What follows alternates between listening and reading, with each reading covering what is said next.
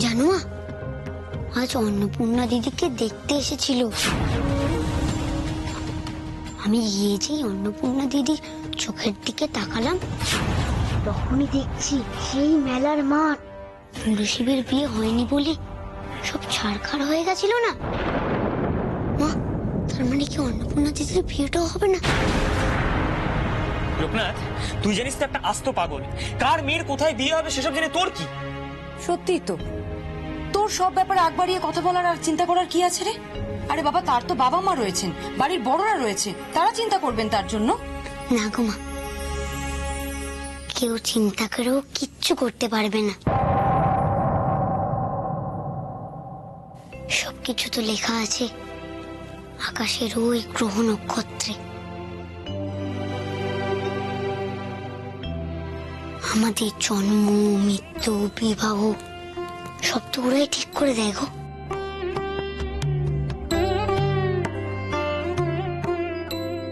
আচার্য ঠাকুরের কাছে শুনেছি, জানো মা, আজ আচার্য ঠাকুর আমাকে এটা দিয়েছে আর বলেছে এটা দিয়ে গ্রহ নক্ষত্র সব দেখা যায়। দেখো,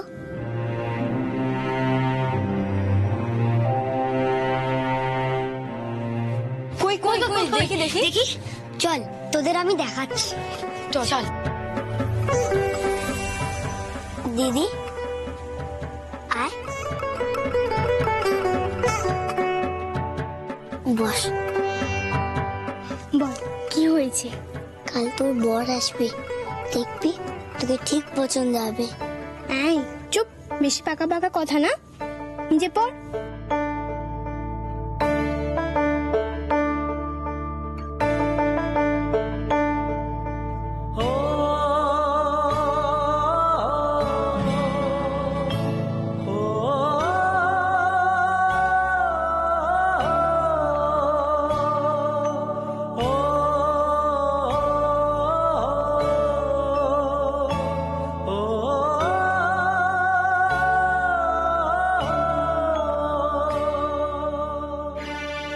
অন্নপূর্ণার বিয়ে?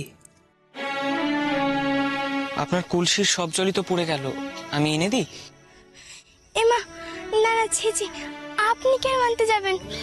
আমি এনে দিচ্ছি, বেশি সময় লাগবে না। ছি ছি, আজ বাদে কাল আমার বিয়ে, আর আমার চোখের সামনে অন্যের মুখ ভাসছে। না না, কেমন ছেলে ওই লোকনাথের দাদা, ভারী অদ্ভুত।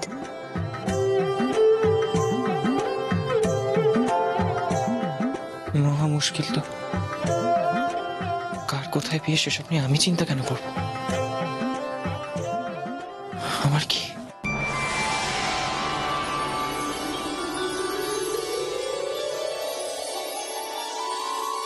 ওই দেখো, আকাশে কত তারা, তাদের হাজারো নাম।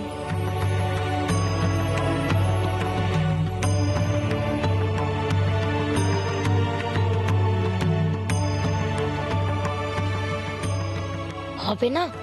কত মানুষ মারা যাচ্ছে রোজ, মরে গিয়েই তো তারা তারা হয়ে যায়। হ্যাঁ, আমিও শুনেছি মারা যাবার পর নাকি মানুষ আকাশে তারা হয়ে যায়। মানুষ নয় গো দাদা, মুনি ঋষিরা। মুনি ঋষিরা মারা গেলে তারা হয়ে যায়। আর ওই যে ওই তারাটা দেখছো না, ওই তারাটার নাম হচ্ছে ক্রুতু। তার পাশেরটা, ওটা হলো পুলহ। আর ওইটা হলো পুলস্ত। ওরা সবাই ঋষি, এক একজন ঋষি এক একটা তারা। তুই এসব জানলি কি করে ভাই? আচার্য ঠাকুরের কাছে গিয়েছিলাম যে আজ, উনিই তো বললেন।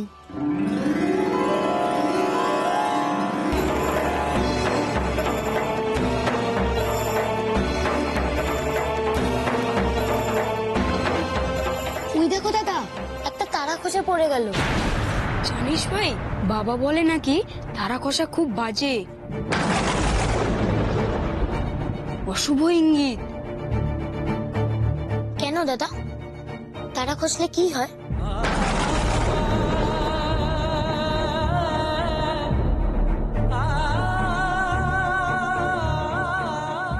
কিরে ভাই, তুই কাঁদছিস কেন?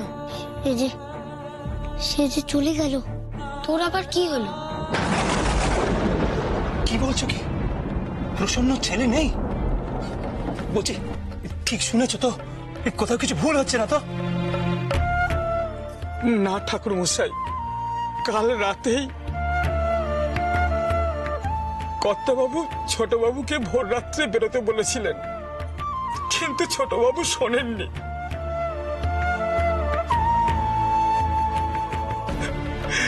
মাঝ নদীতে নৌকো ডুবে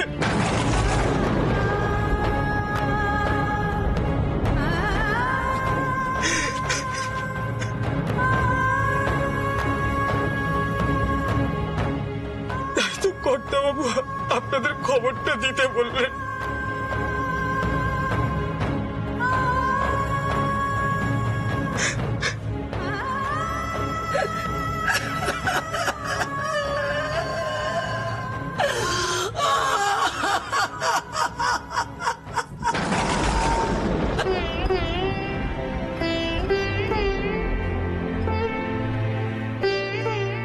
কে চলে গেল রে ভাই? কি তুই হঠাৎ চুপ করে গেলি কেন? কে চলে গেল? কিরে লোকনাথ? চলে গেল, সে চলে গেল, চলে গেল। কে চলে গেল রে ভাই? তুই হঠাৎ চুপ করে গেলি কেন? কে চলে গেল? তুই কাঁদছিস লোকনাথ? তারা খসে গেল বলে? বিধিলিপি কি পরিবর্তন করা যায় রে? যার যা ভবিতব্য সেটাই হবে, কিন্তু সেটা তো আমরা জানতে পারছি না। হ্যাঁ, আমাদের জন্মের সময়ের উপর নির্ভর করে সেই সময় গ্রহ নক্ষত্রের অবস্থান দেখে আমরা কিছু কিছু জিনিস বলতে পারি।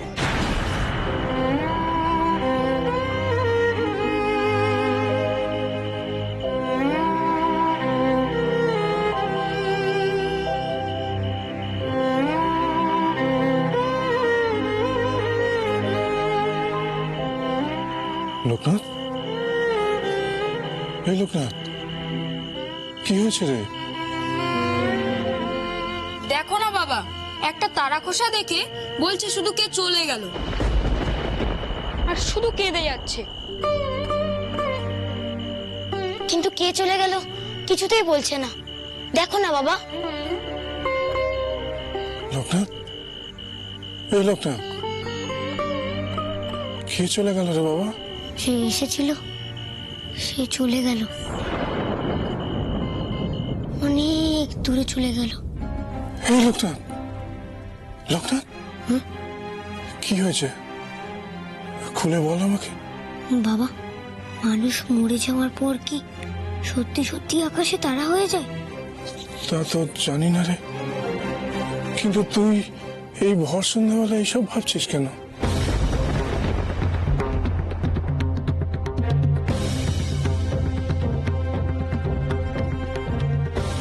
এই গৌরী শিব, ভাইকে নিয়ে ঘরে যা, যা। চল চল।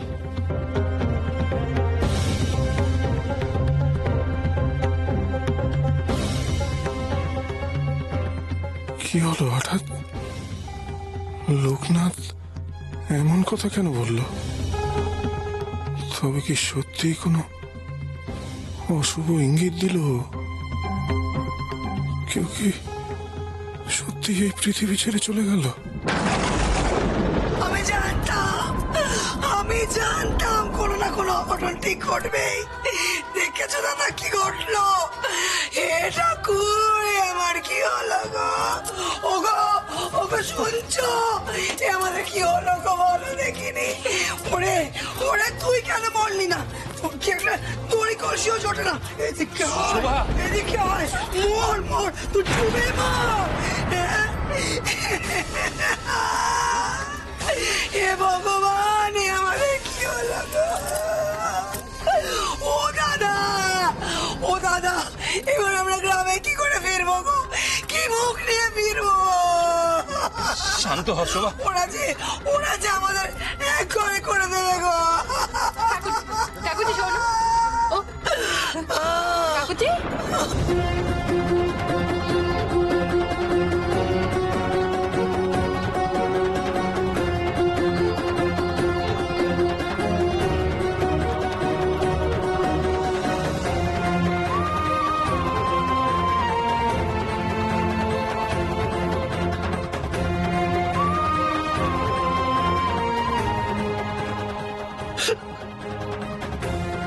জামাই, জামাই তুমি এভাবে ভেঙে পড়ো না। তুমি এভাবে ভেঙে পড়লে ওদের কে দেখবে? দেখো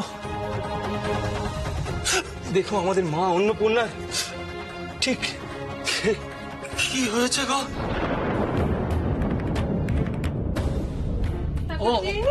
ওমা, ও ঠাকুরজি ওমা, কি হয়েছে? এত কান্নাকাটি কিসের? ও দুলু আর বলো না গো, আমার ঠাকুরজির মেয়ের বিয়ে ঠিক হয়েছিল, সে পাথর কাল রাতে নৌকা ডুবিতে মারা গেছে। এমন অঘটন আমাদের আর কোনো কালে ঘটেনি গো। ও ঠাকুরজি, ও। ঠাকুরজি দাঁড়াও, আমি অশ্বগন্ধার পাতা নিয়ে আসি। এই পাতা সকালে জ্ঞান ফিরে আসবে গো। হ্যাঁ, যা। আমি আসি, আমি আসি। ঠাকুরজি, এ কি শোভা। হলো? শোভা। ঠাকুরজি, শোভা, ঠাকুরজি চোখ খোলো। শোভা চুপ কর মা। ঠাকুরজি, শোভা, শোভা, দিদি তুমি কোনো চিন্তা করো না গো, সব ঠিক হয়ে যাবে। তুমি কোনো চিন্তা করো না গো, সব ঠিক হয়ে যাবে।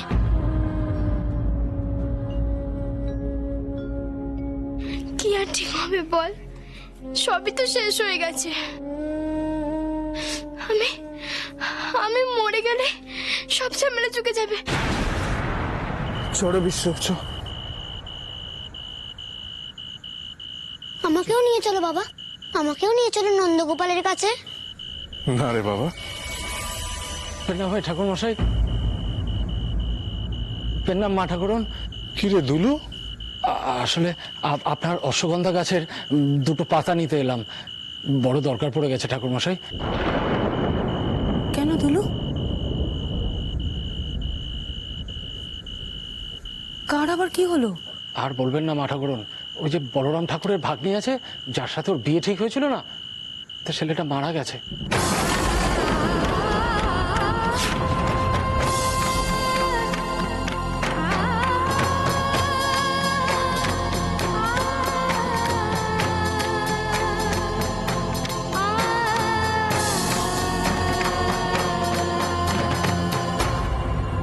সে এসেছিল, সে চলে গেল, অনেক দূরে চলে গেল। কাল রাতে লোকনাথ এই মৃত্যুর ইঙ্গিত পেয়েছিল, সে কথাই বারবার বলছিল, অথচ আমরা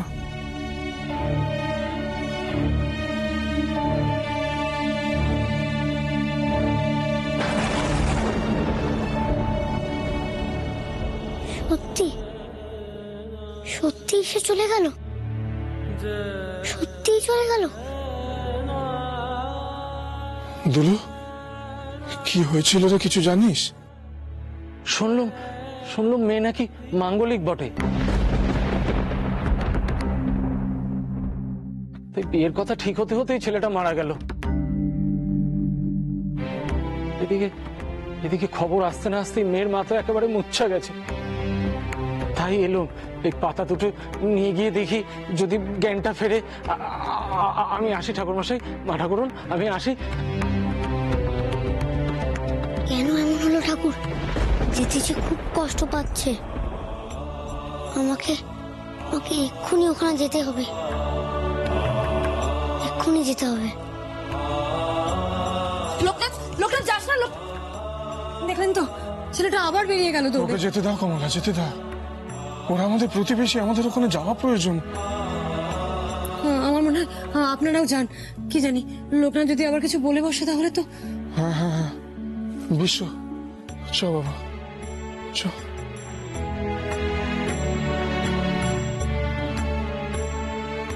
এ কি করলে ঠাকুর? সম্বন্ধ হতে না হতেই মেয়েটার কপাল পুড়ল।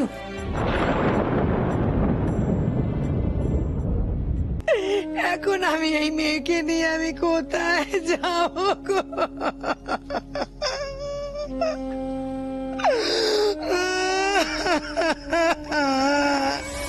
জন্ম, মৃত্যু, বিবাহ সব তো তার হাতে গো কাকি। দিদিকে বকছো কেন তোমরা? মা অন্নপূর্ণা কখনো অপয়া হতে পারে? আরে এই, তুই কি সব জানতা নাকি রে? বড়দের মধ্যে কেন তুই জ্ঞান দিতে এলি? জ্ঞান দেবো কেন গো? আচার্য ঠাকুর যা বলেছেন আমি তাই বললাম। বিশ্বাস না হয় আচার্য ঠাকুরকেই গিয়ে জিজ্ঞেস করো। না সাবিত্রী, লোকনাথের কথায় কিন্তু যুক্তি আছে। সত্যি তো, বিধাতার লেখা কে খণ্ডাতে পারে? অন্নপূর্ণার হয়তো অন্য কোথাও বিয়ে ঠিক করা আছে। দুলুর মুখে সব শুনলাম বলরাম। এত বড় একটা অঘটন ঘটে গেল, সান্ত্বনা দেওয়ার কোনো ভাষা নেই আমার। অভাগীটার কপালে হয়তো এটাই ছিল। এটা মেনে নেওয়া ছাড়া আমাদের আর কি করণীয় আছে বলো? আমি বলি কি বলরাম, মেয়েটার কুষ্ঠিটা নিয়ে একটু গুরুদেবের সঙ্গে গিয়ে কথা বলো না। দেখো উনি কি বিধান দেন। কোথাও কিছু নিয়ে যেতে হবে না দাদা। অমঙ্গল যার কপালে তার বিধান নিয়ে কি হবে শুনি? শোভা, অমন করো না। অত উতলা হলে কি চলে? দেখো, মেয়ে তো আমাদের, ফেলে তো দিতে পারবো না। তার চেয়ে চলো না, দাদা যা বলছেন একবার শেষ চেষ্টা করে দেখি। হ্যাঁ গো, আচার্য ঠাকুর যা গণনা করে দেন তা একদম সত্যি হয়। হ্যাঁ গো পেশি, লোকনাথ ঠিক বলেছে, একবার চলো না। শোভা, আর না করো না। বেনি, যা তো বাবা, তো দিদিকে একবার ডেকে দে।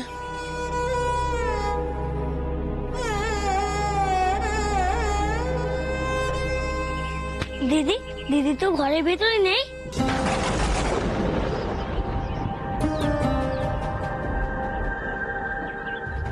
সে কি রে, গেল কোথায় মেয়েটা? সে কি কথা? যাবেই বা কোথায় মেয়েটা? ও তো এখানে কিছু চেনে না। জানো মা, দিদি কি বলছিল?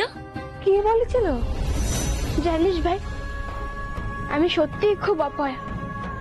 সবাই ঠিকই বলে আমি মরে গেলে সবার সব সমস্যার সমাধান হয়ে যাবে, আর কাউকে ঝুঁকি পোহাতে হবে না। আমি মরেই যাব, তুই দেখিস। সে কি, তার মানে দিদি মরতে গেছে? কেন তোমরা দিদিকে মরতে বললে? কেন বললে? এখন কি হবে বলো?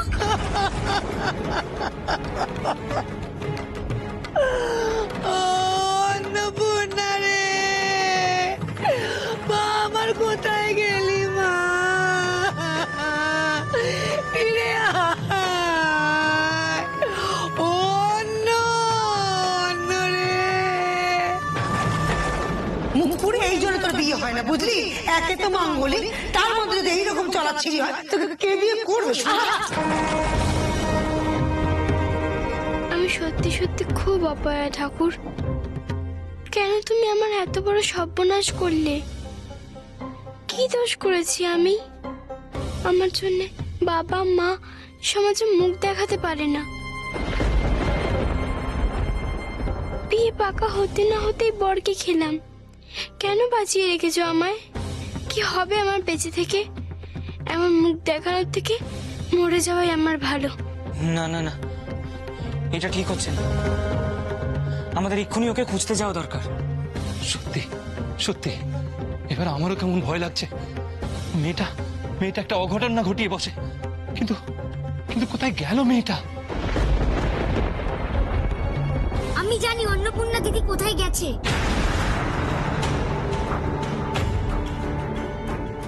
তুই জানিস? হ্যাঁ গো কাকা, আমি জানি দিদি কোথায় গেছে। চল বেনি, অন্নপূর্ণা দিদিকে খুঁজে আসি। চল চল। বাবা, বাবা আমি ওদের সাথে যাচ্ছি। ওরে তুই কেন বললি না? তোরই খুশি ওই ঘটনা।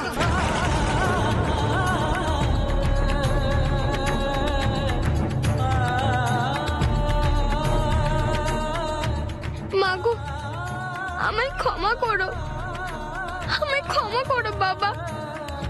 আমার জন্য তোমাদের অনেক অপমান সহ্য করতে হয়েছে।